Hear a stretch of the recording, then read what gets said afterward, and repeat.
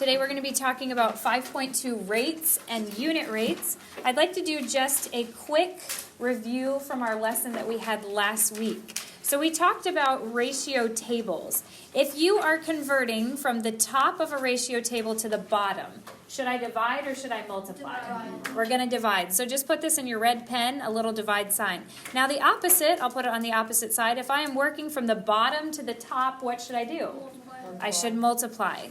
So we're going to focus on this very first one right here. I know the top and the bottom, but in order to find the value, we have talked about you have to divide the top number by the bottom number.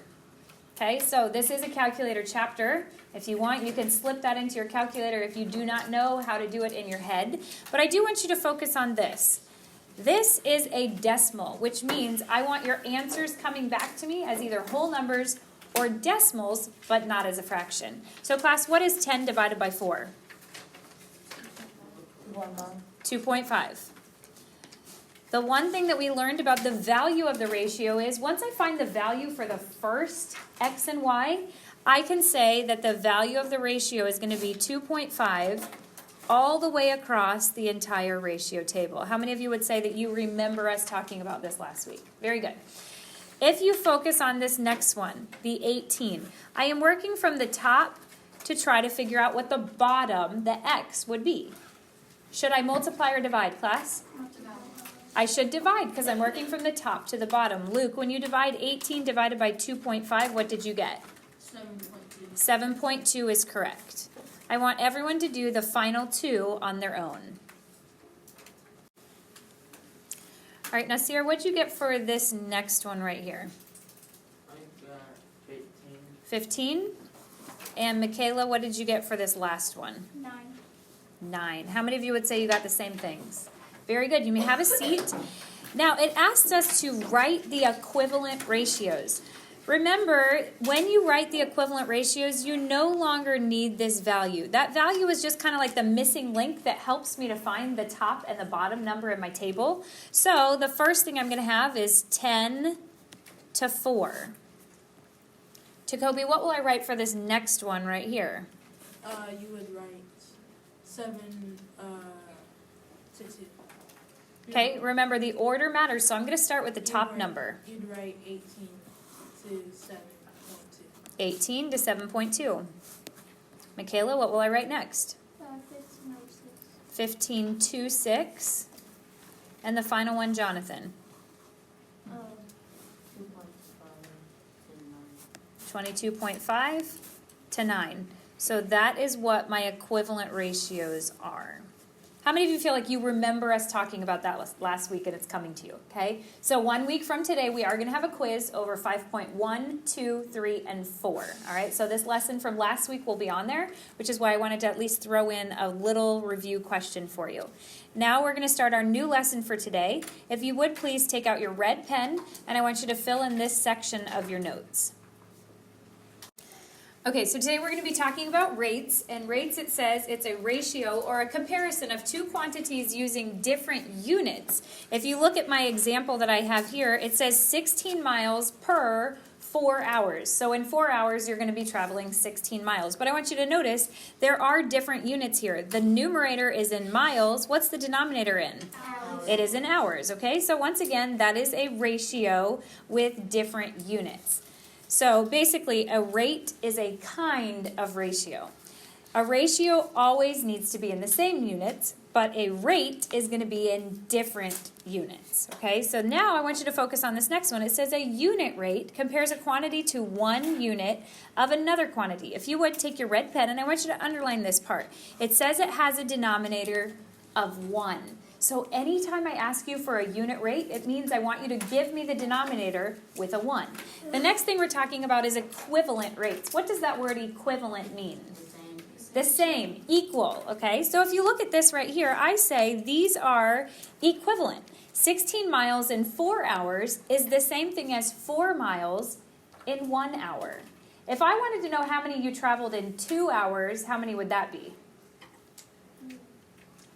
If it's 4 miles per 1 hour, what would it be for 2 hours? 8 miles. 8 miles for 2 hours. What would it be if I said I want you to know how many for 3 hours? 12. 12. Very good. So then doesn't it make sense that 16 miles in 14 hours is the same thing as 4 miles per 1 hour? Okay, so equivalent rates just means it is equal or equivalent.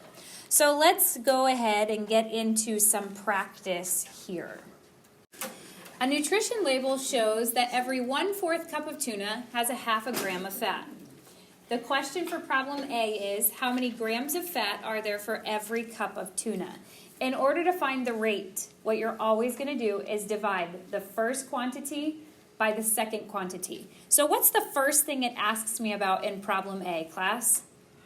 How many grams of fat? How many grams of fat? Everybody underline grams of fat, and I want you above it with your pencil just to write first. That's what it's asking me first. When you're working with rates, the order matters a lot. If you don't put it in the right order, you're going to get a wrong answer, okay? So first thing it mentions is grams of fat. The second thing it mentions is cups of tuna. So underline that, and I want you to put second up there. So as I just said, all we're going to do now is divide the first quantity by the second quantity. So how many grams of fat does it say in our original problem? 1/2 grams of fat. Everybody write down 1/2. And I'm going to divide it by the second thing it's asking me. Notice here, the second thing it's asking me is about the cup of tuna. Jace, in the original problem, how many cups of tuna do we have? 1/4. So I'm going to divide it, so just make a bigger division line by 1/4 because I'm dividing a fraction by a fraction. Remember, what that simply means is 1/4 divided by 1/2 divided by 1/4. Jonathan, what should I do next? KFC. Okay, we're going to keep that first one. We've got to change that operation and flip the second one. Luke, can I cross-reduce anything? The 4 and 2. What do they become?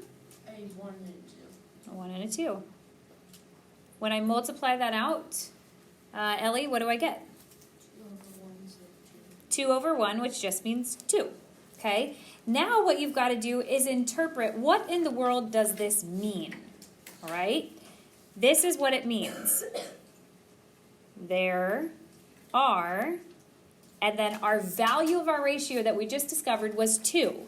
So there are 2. Now what I'm going to do is I'm going to focus on the first thing it asks me. In that question, it asks me about how many grams of fat. So this tells me there are 2 grams of fat per, every means 1.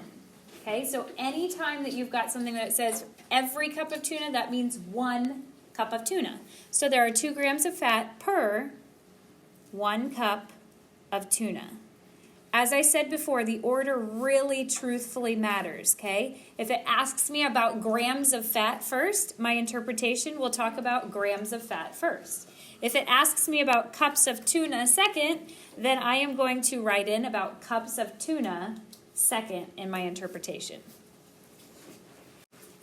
All right, problem B. It says, how many cups of tuna are there for every gram of fat? Can someone explain to me what the one difference is between the question I asked you in question A versus the question I asked you in question B? Halen, what's the difference? This was around. All I did was switch it around, but here's the thing, and that's why I'm trying to understand and help you understand. Order matters. You're going to get a totally different answer because the question has been switched around. So first things first, what does it ask me about first in this question, class? Cups of tuna. Everybody underline that, and I want you to put a little first above it. Once again, showing me this should come first when I'm trying to discover what my answer is. What is the second thing it asks me about? Grams of fat. Underline and put a little second above it. So now as I do my problem, remember we always divide the first thing by the second thing. So Maddie, how many cups of tuna does it tell me I have in my original problem? 1. Up at the top, how many cups of tuna does it mention? 1. 1/4. Very good. So I'm going to take the first thing, 1/4, and divide it by the second thing. Luke, what is the second thing? It's asking about the grams of fat.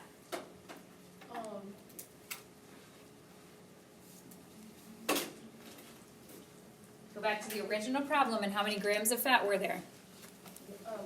1 1/2. So I'm going to divide it by 1/2. Okay, so now we're going to do it like we always do. Take the first thing and divide it by the second thing. Jace, what should I do next?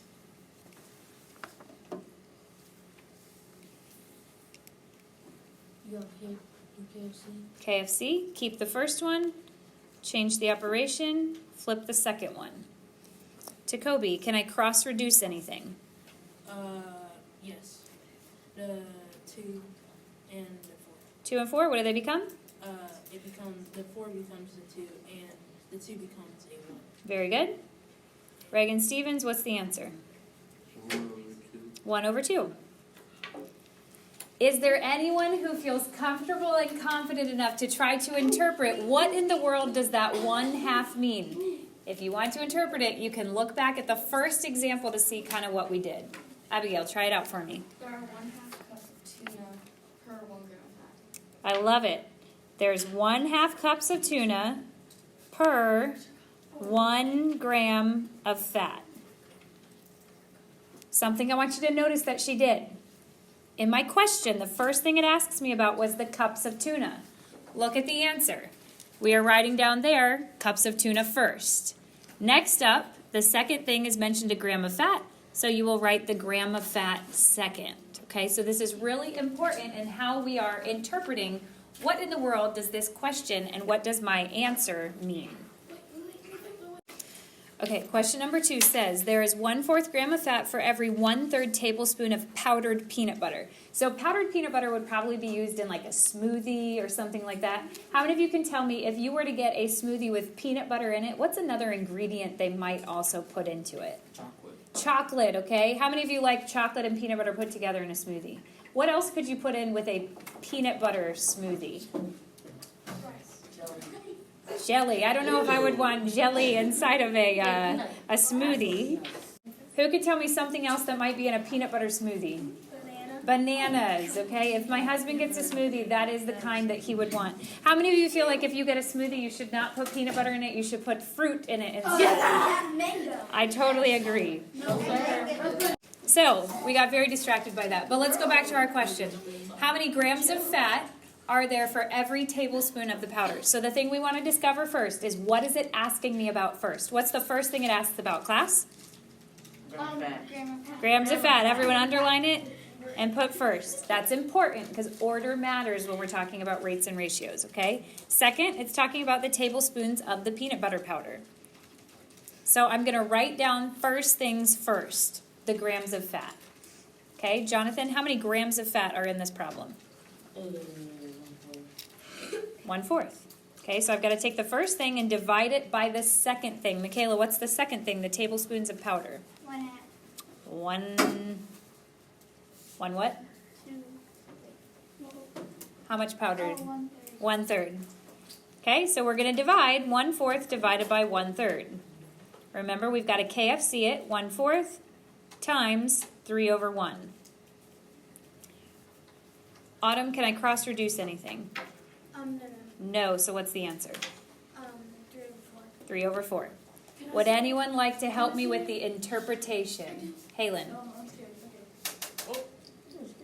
Just remember the order matters, so read it according to the question. The first thing that comes first versus the second thing. There is 3/4 grams of fat per every tablespoon of powder. Very good, okay? Anytime it says for every, it means per 1. You could say it for every or per 1 tablespoon of powder. Okay, so just remember, like she just read that to us, peanut butter or powder, the order matters. Since it talks about the grams of fat first, we put that first. Since it talks about the peanut butter or the powder second, we put that in second. All right, any questions about number 2? Okay, let's move on to the next one. Find the unit rate. Do you guys remember unit rate? I want you to flip back to your notes that we had on the front side. I want you to find the words that say unit rate. And in there, we underlined something. It says a unit rate must have a denominator of? 1. 1. Excellent. So let's take this first part here. Remember, when finding rates, you take the first thing and divide it by the second thing. Don't make it more complicated than that. What's the first thing it says in my problem for problem A, class? $1.32. I'm going to divide it by the second thing. What does it say second? 12 ounces. But since it asked me to find the unit rate, I do not want a denominator of 12. I want a denominator of 1. How do I turn a 12 into a 1? What should I divide by? 12. I have to divide it by itself. So I'm going to divide by 12. If I divide the bottom by 12, I have to be fair and divide the top by 12. Finding unit rate, it's really important to give me your answer back with units attached, okay? So class, what's $1.32 divided by 12? 11 cents, thank you, okay? So the units there are 11 cents per, let's focus on this bottom part. What's 12 ounces divided by 12? 1 ounce. So all this means is it's going to cost us 11 cents per ounce. Okay, when we have whole numbers, it comes out and it seems like a pretty easy answer. The next one, it can get slightly trickier because it has fractions. But do we know how to divide fractions? Yep. Yes, we do. Should I divide the first thing first or the second thing first? The first. Always the first thing first. So I'm going to divide 1/4 gallon for every 3/10 of a mile. In order to discover what this is, I have to divide. 1/4 divided by 3/10. Remember, I need to use KFC, keep the first, flip the second, and change the operation. Is there anything that can be cross-reduced in that problem? No. Is there anything that can go into a 4 that can also go into a 10? Yes. What number? 2. 2. How many times does a 2 go into a 4? 2. 2 times. How many times can a 2 go into a 10? 5 times. Now let's multiply this together. Michaela, what do you get when you multiply that? 5/6. Okay, so that is 5/6 gallon per 1 mile.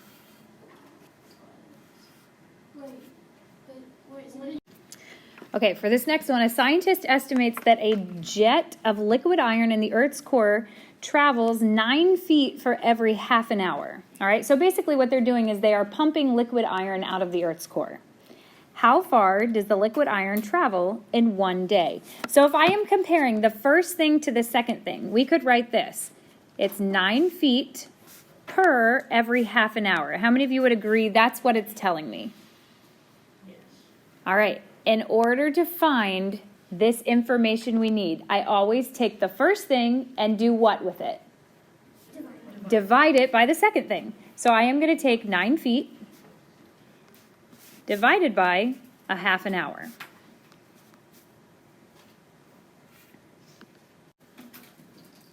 All right, Reagan, what do I do?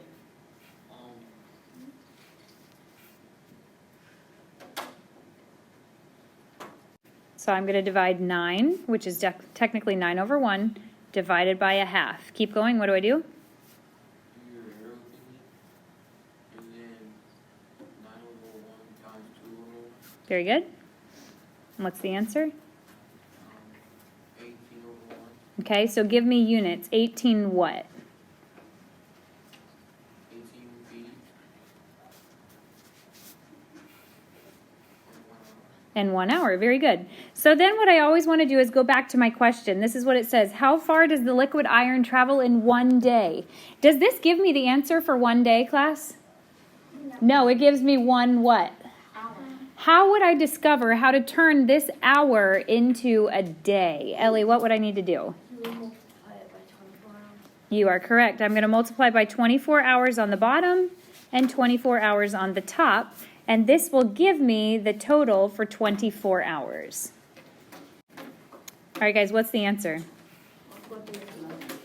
432 what? Feet for 24 hours. Okay? And then we know 24 hours equals a day. So within 1 day's time, it would travel 432 feet. All right, the final two questions of today. It says, tell whether or not the rates are equivalent. In order to tell if this is equivalent, I need to turn these into a unit rate, okay? So let's take this first part right here. I'm going to take the first part, 20 pounds, and divide it by 2 years. Remember, I want to know the unit rate. When I have a unit rate, what should my denominator be? A 1, very good. So I'm going to divide by itself on top and bottom. When you do that, Nasir, what do you get?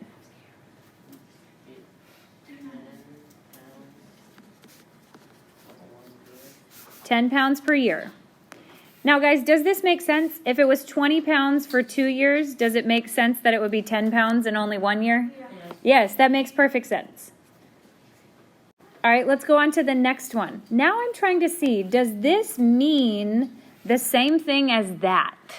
Does 20 pounds per 2 years mean the same thing as 35 pounds in 3.5 years?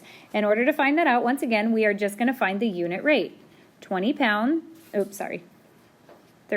pounds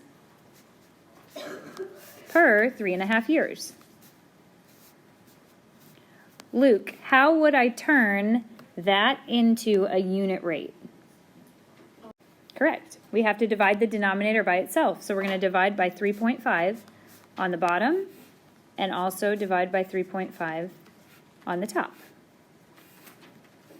When you do that, Jace, what do you get? 10 is correct, okay? So we get 10 pounds per year. Would you say that that is equivalent to that 10 pounds per year? Yes, it is the same exact thing. So yes, these are equivalent. So we could say that this guy right here, he gained 20 pounds in 2 years. And this other guy over here gained 35 pounds in 3.5 years. Unfortunately, they are both gaining 10 pounds a year, which is a lot. So yes, they are equivalent. All right, looking at the next one, there is a problem. Can anyone tell me what the problem is between the top one and the bottom one? I cannot do the problem until I figure this out. Autumn. There's no second number in the top one. Okay, there's no second number, but that just... Any questions about how to decide if something's equivalent or not? Okay.